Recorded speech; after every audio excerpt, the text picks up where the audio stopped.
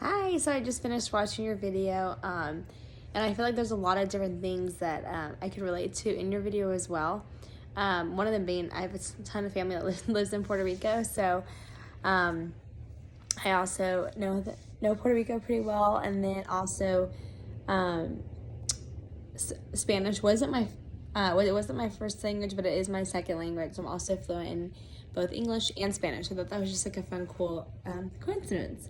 Um, but what I wanted to kind of touch on a few things when one of your questions with what is creativity, and you mentioned the big C, the mini C, and that sort of thing, which I thought was phenomenal, and I remember reading that about that too. But also just that creativity can be learned and can be taught. For the longest time, I used to always think that that was something that you're either kind of born with that creativity side and you're just creative and you think outside the box, or you're not. It's kind of like a one or one. And so far through this class and through watching your video, I did learn that creativity can be taught and it can be practiced and it can be learned in your everyday life. So I thought was really interesting.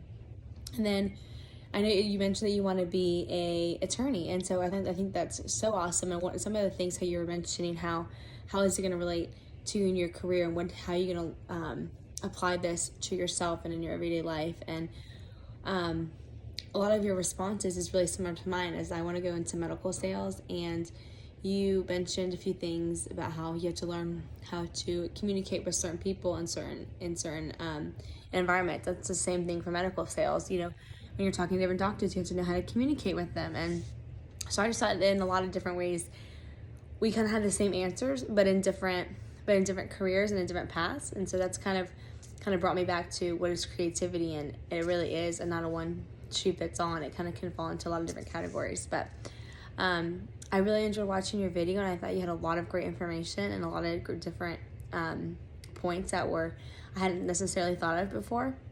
So I'm definitely looking forward to watching more of your videos, seeing more of your work. But yeah, so